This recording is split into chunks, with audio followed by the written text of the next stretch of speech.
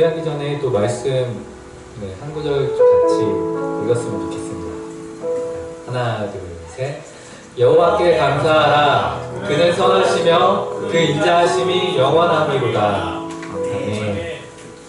네, 시편에 반복적으로 이렇게 고백하며 또 선포되어지는 말씀인데요. 네, 우리는 예수 그리스도를 믿고 또 성경이 하나님의 말씀이라는 것도 믿는 사람들입니다. 그리고 이 성경은 진리라고 믿는 사람들입니다. 그렇다고 한다면 성경에 기록된 대로 하나님은 선하시고 하나님의 인자하심이 영원합니다라고 하는 것이 진리이고 우리가 느끼는 것과 상관없이 하나님은 죄송합니다. 네, 우리의 동의와 상관없이 하나님은 그냥 선하시고 하나님은 진실하신 분이고 인내하신 분이라는 것을 이것을 우리가 믿음으로 고백하고 믿음으로 선포했으면 좋겠습니다. 네, 아까도 잠깐 말씀드렸지만 사실 쉽지 않은 시간들을 보내고 있는 상황에서 하나님 분명하게 말씀하셨던 것 하나님 그럼에도 하나님 선하시다라고 하는 것 하나님 인자하시다라고 하는 것 그것을 고백하기 원하시는 것 그런 마음을 주셔가지고 계속 하나님의 그 선하심과 인자하심을 계속 고백하는 그런 마음을 계속 허락해 주셨거든요. 네, 우리의 상황과 또 아까 우리가 나누었던 고백들 가운데 우리의 삶의 어떠함과 상관없이 또 우리가 느끼는 그런 감정과 상관없이 또 우리의 동의하는 것과 동의하지 못하는 것 그런 것과 전혀 상관없이 이 시간에 하나님은 그냥 선하시고 하나님은 인자하시다 하나님 그 선하심과 인자하심이 영원합니다 라고 하는 그 진실인 것이죠. 그것을 가지고 우리가 그 선하시고 인자하신 그 하나님을 높여드렸으면 좋겠습니다. 네, 그것이 마땅하다고 생각합니다. 하나님은 우리의 어떠함과 상관없이 하나님의 하나님 되심을 인하여서 하나님의 그 선하심과 인자하심 때문에 하나님을 우리가 높여드리는 것이 마땅하고 그리고 하나님을 찬양하는 것이 마땅합니다. 네, 이 시간 하나님의 선하심과 인자하심을 찬양했으면 좋겠습니다. 주의 선하심 인자하심이 주의 선하심과 인자하심이 영원하시로다.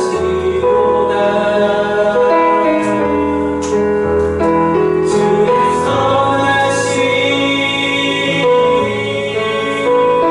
인자하심이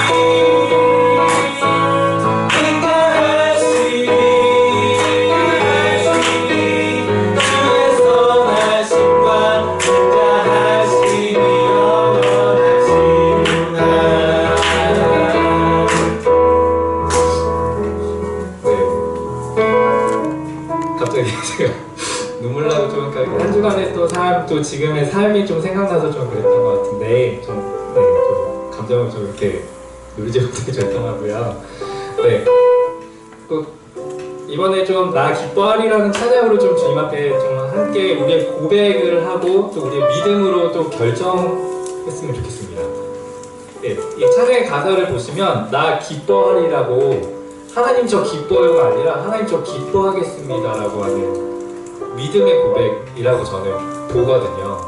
마찬가지로 우리의 삶 가운데 아까 처음에도 말씀드렸듯이 우리의 상황과 우리의 느끼는 감정, 우리의 동의와 상관없이 하나님이 인자하시고 선하심이 영원한 것처럼 우리가 우리의 마음이 기뻐서 하나님을 기뻐하는 것 물론 감사하고 좋은 일이지만 우리의 삶 가운데 우리의 감정이 우리 느끼는 것이 그렇지 않다라고 하면 이 시간 우리가 좀 믿음으로 하나님 저 기뻐하겠습니다. 하나님 때문에 우리가 기뻐하겠습니다. 믿음으로 선포하면서 함께 찬양했으면 좋겠습니다. 네, 나 기뻐하리 찬양하겠습니다.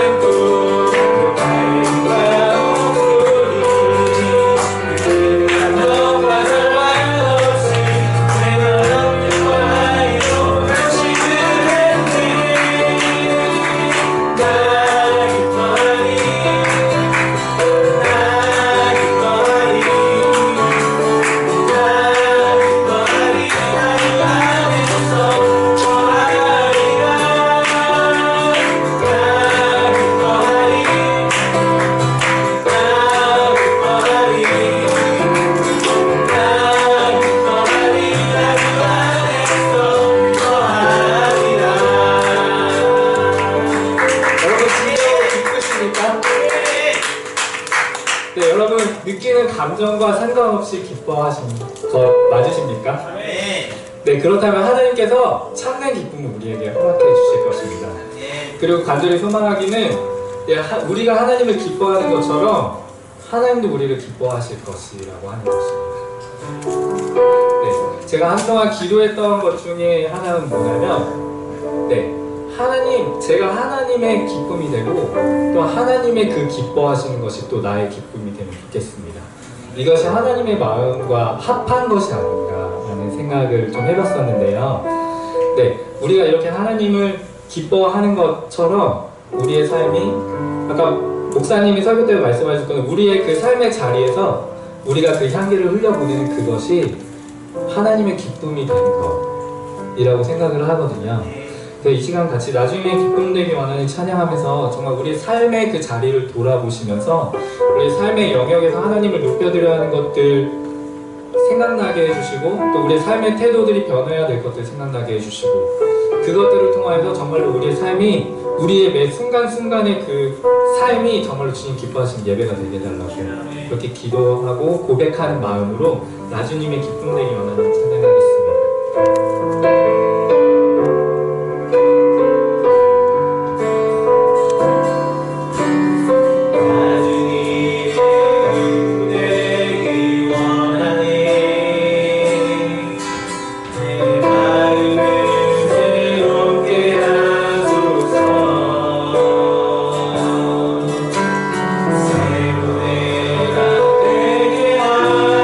주사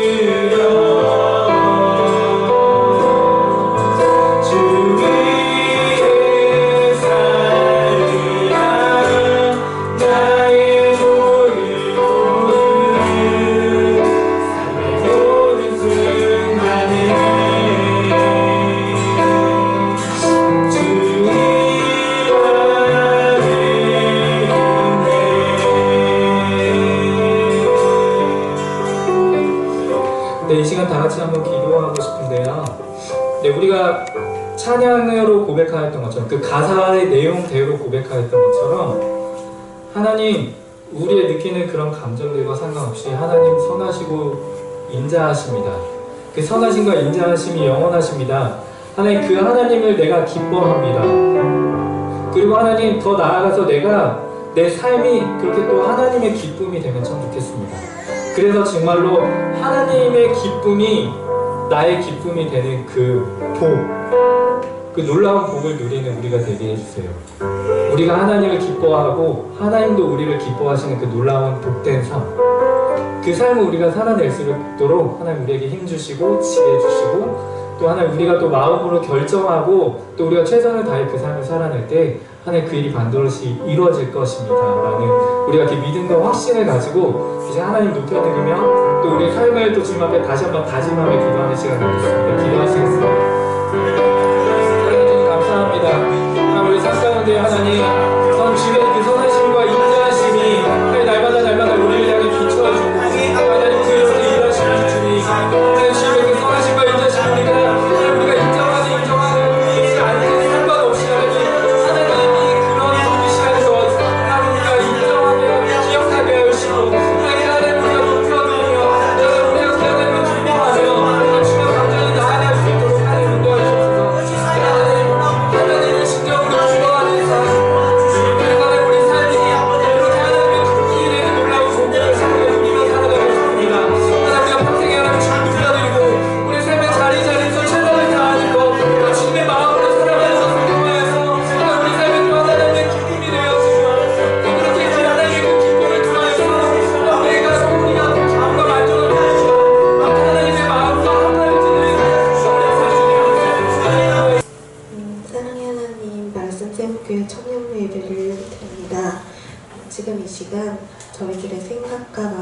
중심이 오직 예수 그리스도를 향해 있기를 바랍니다. 저희가 하나님의 말씀을 듣고 찬양을 드리는 모든 순간에도 저희의 중심을 보시는 주님께 영과 진리로 참된 예배를 드리기 원합니다. 저희가 예배를 세워나가는 과정 중에 있습니다. 조금 서툴고 어색할지라도 하나님 기쁘게 받으시는 귀한 예배라는 본질을 잃지 않게 해주세요. 항상 하나님이 함께 하실 줄 믿습니다. 또한 청년부의 삶을 위해 기도합니다. 각자 한 주를 살아갈 동안에 오늘 예배의 말씀을 공부기 삼아 주 안에서 생각하고 또 행동하는 하나님을 기쁘시게 하는 크리스찬 되게 해주세요.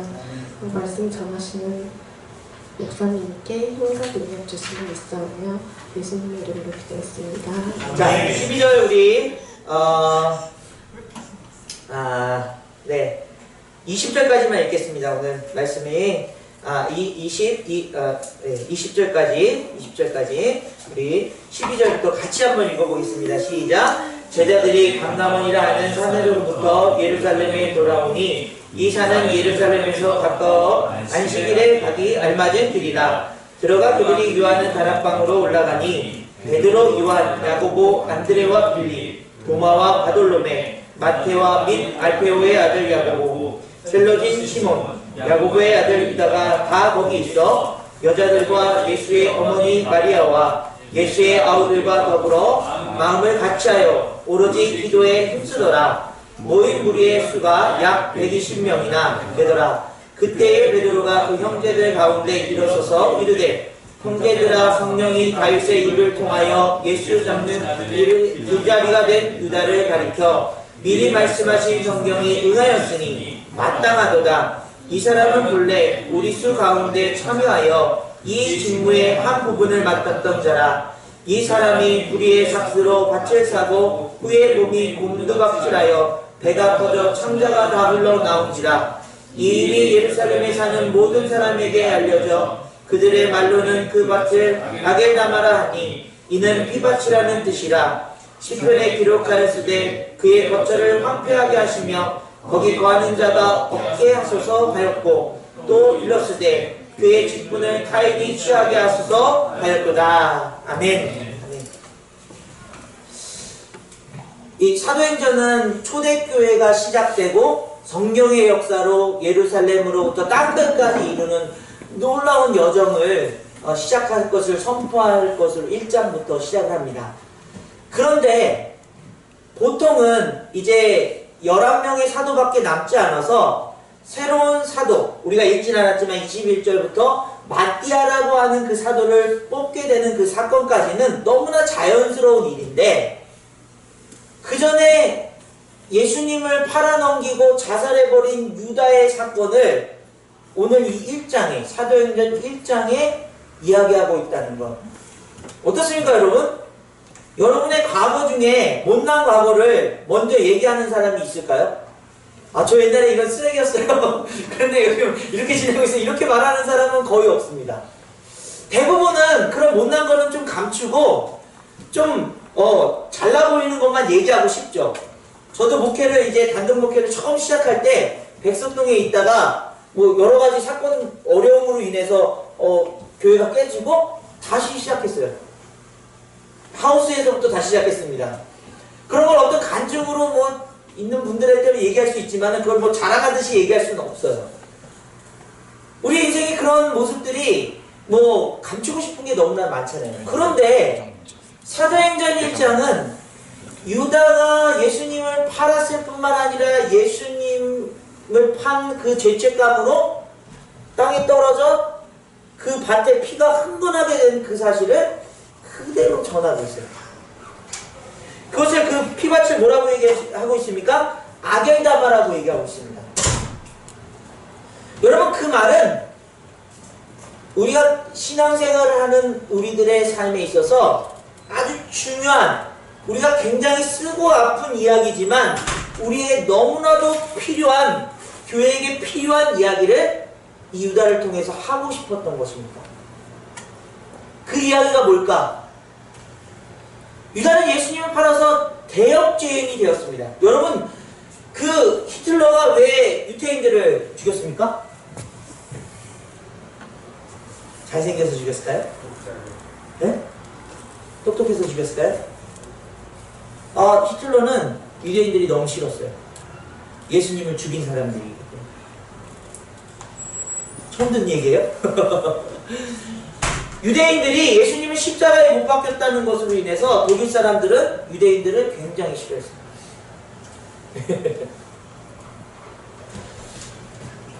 그 유대인들은 이제 교회를 정말 성령의 안에서 시작해야 될 이 상황 속에서 유다를 통해서 우리에게 주는 경고가 무엇일까?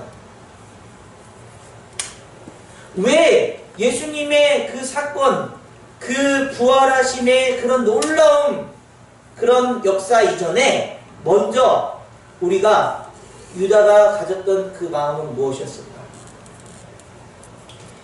그래서 오늘 제목을 유다의 오해 세 가지라고 말씀드렸습니다. 우리 교회에 있어서 가장 큰 교회의 적은 뭘까요? 교회가 열심히 모이는 그 상황 속에서 가장 큰 적은 무엇입니까? 이단일까요?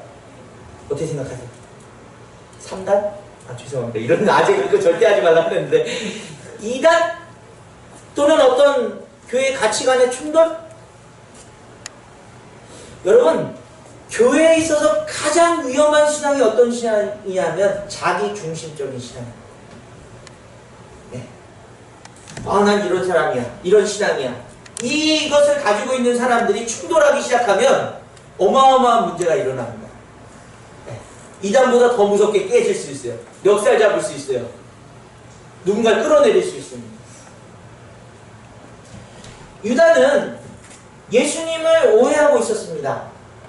그런데 유다뿐만이 아니라 예수님의 제자들은 예수님을 다 오해하고 있었어요. 어떤 오해였죠? 예수님이 메시아로 오셨으면은 막 로마를 다시 이겨내고 막 그 옛날 다윗 왕처럼 그 왕국을 엄청나게 멋지게 건설할 줄 알았는데 예수님 자꾸 불쌍한 사람 도와주고 그들하고 같이 주무시고 또 죄인들하고 밥 먹고 십자가를 향해서 가고 있는 거예요. 그 속에서 유다는 자기중심적인 신앙이 너무나도 커져버린 그런 사람이었다는 거예요. 그 첫 번째가 무엇이냐 하면 유다는 자기 말을 항상 옳다고 여기는 사람이었습니다. 자기 중심적인 사람의 특징 첫 번째, 자기 말은 무조건 옳아요.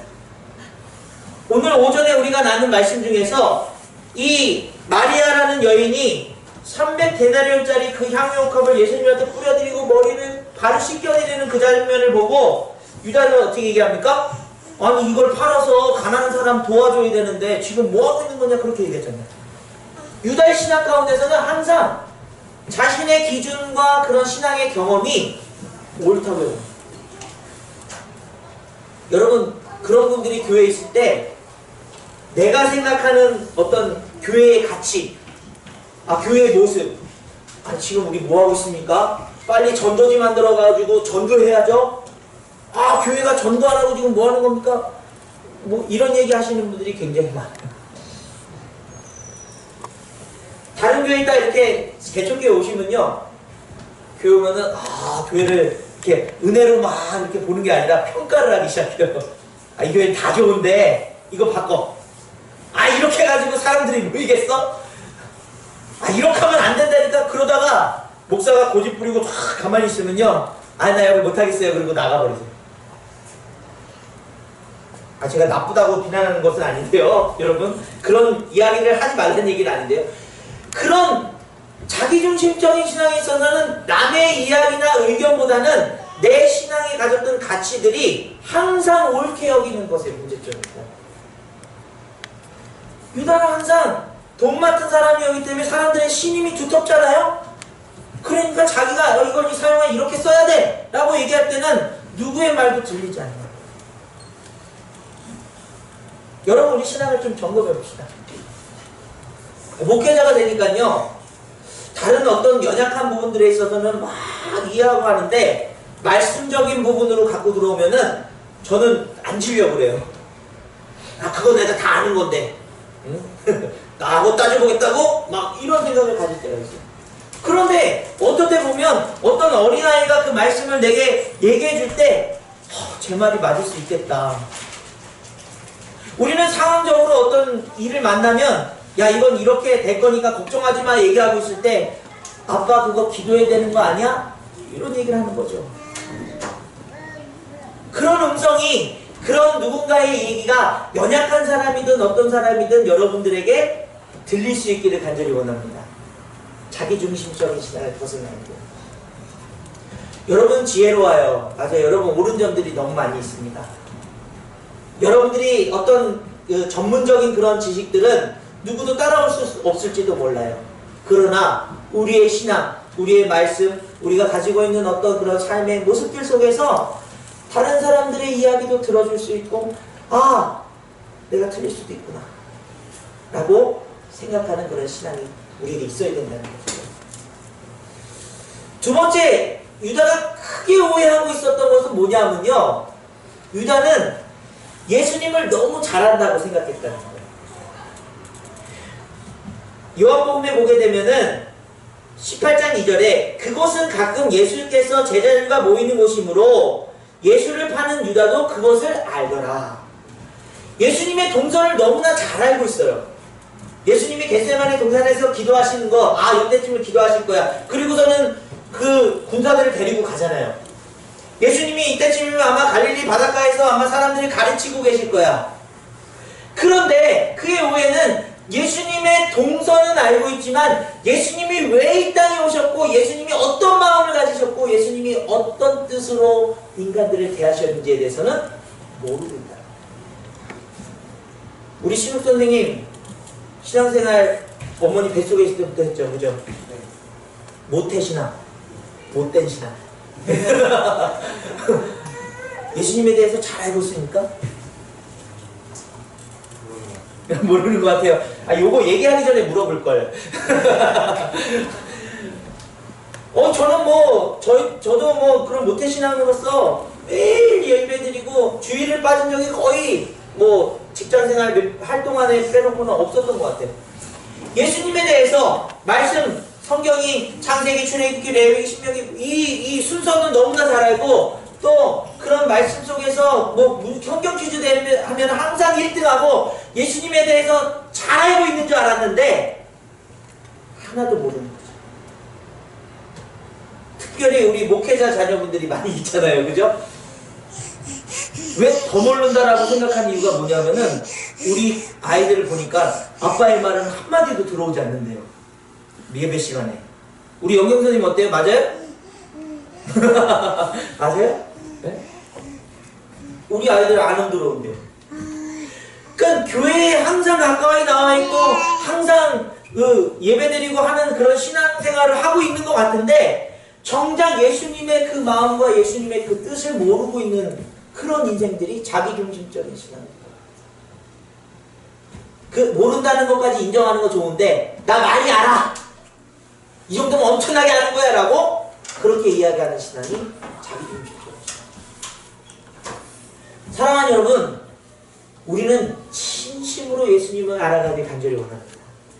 올해 2020년도에 여러분들이 그동안 알았던 예수님에 대해서는 내려놓고요.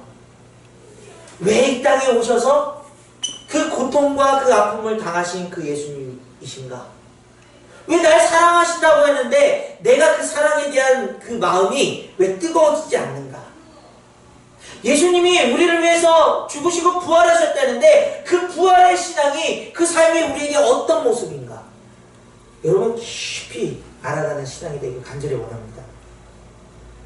그런 신앙이 우리가 정말 우리에게 필요한 신앙이라는 것이죠. 세 번째 유다의 오해는 무엇이냐 하면은 유다는 나는 아니죠라는 신앙을 가지고 있었어요. 예수님이 만찬 자리에서 이렇게 떡과 그 포도주를 해놓고 제자들한테 주시면서 이거는 내 살이야, 이거는 내 피야 라고 말씀하시면서 이 자리에 너희들 중에 나를 팔 자가 있다 그렇게 말씀하셨어요. 그때 제자들이 전 아니죠, 전 아니죠 라고 얘기하는 겁니다. 유다도 거기서 주님 저는 아니지요 라고 얘기하는 거예요. 근데 예수님이 뭐라고 얘기했지? 제가 볼 때는 살짝 이렇게 드시면서 바로 너야 이렇게 얘기했을 거예요. 바로 너야 이렇게 숨기면서 얘기했을 것 같아요. 우리의 신앙 가운데 자기중심적인 신앙 가운데 항상 문제가 되는 게 뭐예요? 선을 긋는 거예요.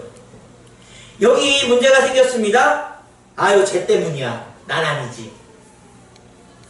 이런저런 상황들에 있어서 어떤 갈등과 아픔이 있습니다. 아유, 나는 아니야. 나는 아니야. 그런데 여러분, 그냥 어떤 저기 멀리 있는 지금 호주에서 일어난 그런 산불, 내가 안 일으켰잖아요. 여러분, 그런 얘기가 아니라 여러분 가정 안에서 일어나는 일, 공동체 안에서 일어나는 일, 여러분 직장 안에서 일어나는 일들, 그 속에 우리 자기중심적인 신앙은 자꾸 어떻게 해요? 쟤 때문에 그래. 쟤가 문제야. 이 상황이 문제야. 그렇게 우리는 판단해버려요. 그런데 예수 그리스도를 구주로 고백하고 우리 안에서 늘 그 삶을 하나님의 것임을 고백하는 인생들에게는 그 삶이 제 탓인 것 같아요. 제가 잘해야 됩니다. 이런 고백이 있어요. 여러분, 이런 고백하라고 그러면 굉장히 싫어하는 분들이 있어요. 여태까지 희생하고 힘들었는데 또 희생하라고요? 또 그렇게 내가 지라고요? 그렇게 말하는 분들이 있어요. 그러나 여기서의 고백은 그냥 져주고 그냥 인척하라는 것이 아니라 그 상황들 속에서 주님이 주신 그 마음을 가지고 내가 정말 이 가정을 위해서 기도를 하고 또 가정을 위해서 애를 썼는가. 진짜 여러분들이 해야 될 삶의 그런 모습들을 찾아내고 고백하는 거예요. 교회 안에서 어려움을 만난 사람들이 있는데, 이웃들이 있는데, 난 괜찮아. 난 그냥 별 문제 없으니까. 여러분, 누군가 친구가 그런 상황 속에 있는데 그냥 함부로 서제스트 한다 그러면서 너 막 그런 식으로 하니까 안 되는 거지. 그렇게 얘기하고 있는 우리들의 모습 속에서 자기중심적인 신앙을 발견해요. 그런데 여러분, 유다가 오해한 이 세 가지, 그 세 가지가 우리의 신앙 가운데 있다면 그 세 가지를 우리가 버릴 수 있어야 됩니다. 왜 버려야 되느냐? 예수님을 나의 구주로 고백하고 이제는 내가 사는 것이 아니요 아버지의 뜻대로 살겠습니다. 선포한 인생들인데 여전히 아버지의 뜻이 아닌 내 뜻이 내 삶에 계속적으로 이어져 가고 있기 때문에 우리 대희 선생님이 아까 찬양 인도하면서 고백한 것처럼요, 내 뜻이 아닌 아버지의 기쁨이 그 인자하심과 그 선하심이 영원하심이라고 선포한다는 그 의미는 무엇이에요? 내 뜻이 아닌 아버지의 뜻이 내게 적용되는 것을 얘기하는 것입니다. 그것은 나를 버릴 때 가능한 것입니다. 나를 내려놓을 때 가능한 것입니다. 우리의 신앙의 출발은요, 내가 아닌 예수로 살 때 우리의 신앙이 바로 서는 거예요. 자, 그러면 이런 얘기 하면은 사람들이 내 자존심도 있고 내 생활도 있고 내가 바라는 게 있는데 그런 거 다 버리고 그럼 무슨 꼭두가시처럼 살라는 얘기인가요? 이렇게 얘기하는 분들이 있어요. 맞죠, 천미안? 맞아요, 안 맞아요? 맞아요. 그런데 여러분, 오늘 읽진 않았지만은 12사도 중에 마지막으로 마띠아라는 인물을 이제 선출하게 됩니다. 이 오해했던, 유다를 통해서 깨닫게 됐던 그 신앙을 버리고 하나님의 뜻과 하나님의 마음이 우리 삶에 전적으로 적용되고 살아가게 될 때에 오히려 우리가 생각하고 계획했던 일보다 더 크신 하나님의 그 놀라운 삶의 모습들이 여러분 삶에 적용될 것이라고 선언합니다. 여러분의 교회 안에 하나님의 뜻은 항상 우리의 생각하고 우리가 경험했던 일보다 더 크고 놀라우십니다. 여러분 믿으십니까? 네. 기뻐할 수 없는 상황, 어떠한 상황이라 할지라도 그 기쁨을 놓지 않게 하십니다. 저희 집 와보신 분들 이제 아시겠지만은 지금 한 달째 이사 상태예요. 버리고 치우고 뭐 꺼내놓고 또 저쪽으로 옮겨놨다가 또 해놓고 지난번에 우리 청년들 같이 고기 구워 먹자고 한 날이 제일 깨끗했던 마지막 날이었어요. 그 이후로 지금 엉망진창이에요. 근데 어떨 때는 막 그런 상황이 있으면은 빨리 여기를 벗어나야지 내가 살겠다. 정말 너무나 힘들다 이렇게 얘기하지만 우리 방을 조그만 방에 TV를 요만하게 하나 놔두고요. 침대가 있고 4명이서 앉기에는 너무나 좁은 곳에 옹기종기 모여가지고 야식을 먹기 시작했습니다. 어떨 때 라면을 끓이고 이제 햄버거 이게 뭐죠? 그걸 핫도그를 먹는데 저희 아내가 그러는 거예요. 야, 우리 언제 이런 거 경험해보냐? 니네들 옆에 오래 좀 오지도 않는데 지금 이렇게 옹기종기 막 너무 좁고 해가지고 이렇게 쪼그리고 앉아서 먹는 이 시간이 너무나도 행복한 시간이고 감사한 시간이지 않을까? 저는 그 말에 너무나도 감동을 받았어요. 아이들은 핸드폰을 하면서 대답을 안 하더라고요. 여러분, 상황이 여러분의 삶을 주물럭거리고 있나요? 누가 하는 한마디 때문에 여러분이 지금 막 흔들리고 괴롭고 막 열이 나나요? 자기중심적인 신앙. 우리는 하나님이 주신 평강과 그 기쁨 안에서 흔들림 없이 그 기쁨을 내 안에서 성령님을 통해서 내보낼 수 있는 사람들이 아무리 연약한 환경 속이라 할지라도 하나님이 주신 마음 가운데서 그것이 천국이면 천국이 되는 거죠.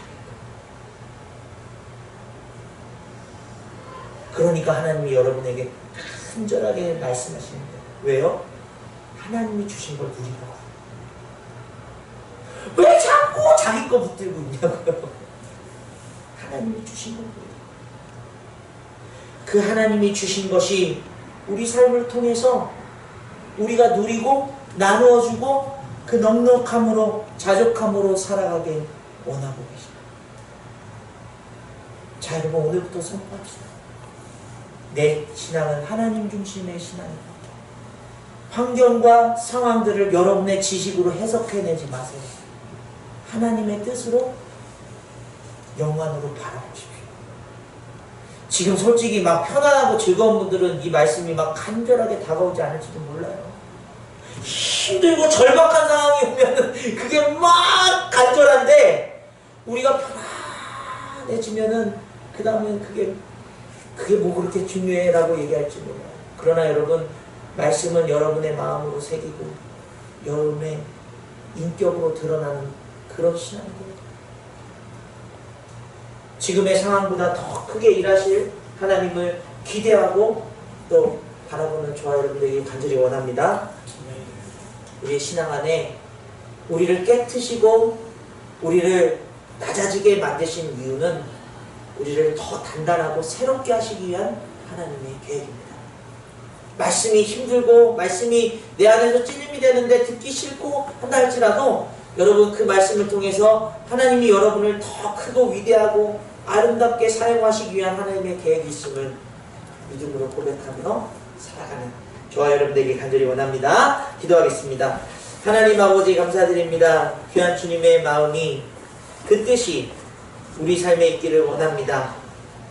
주님, 우리가 자기중심적인 신앙을 벗어나서 하나님의 귀한 뜻으로 그 감사함과 그 선하심과 그 기쁨이 선포되어질 수 있도록 또 열매 맺을 수 있도록 도와주옵소서. 감사드리며 예수님의 이름으로 간절히 기도드립니다. 아멘. 아멘. 우리 인도자님 마무리 하시죠.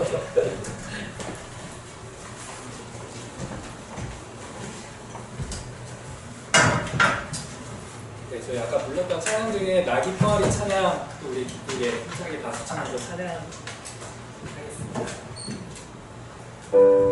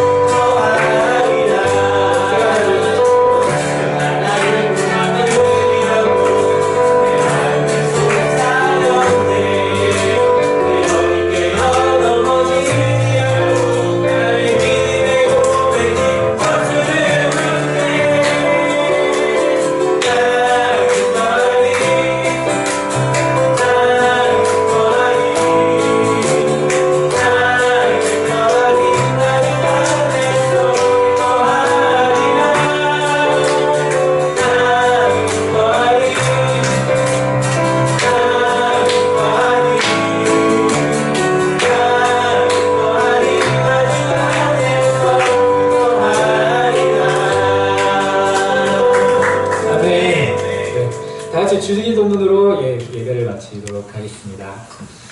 하늘에 하늘에 계신 계신 우리 우리 아버지, 아버지, 은혜의 열매를 받으시오며 나라의 마옵시며 뜻이 하늘에서 이루어진 것 같이 땅에서도 이루어지게 하옵소서. 오늘날 우리에게 일용할 양식을 주시고 우리가 우리에게 죄 지은 자를 사하여 준 것 같이 우리의 죄를 사하여 주시고 우리를 시험에 들게 하지 마옵시며 다만 악에서 구하옵소서. 나라와 권세와 영광이 아버지께 영원히 있사옵나이다. 아멘.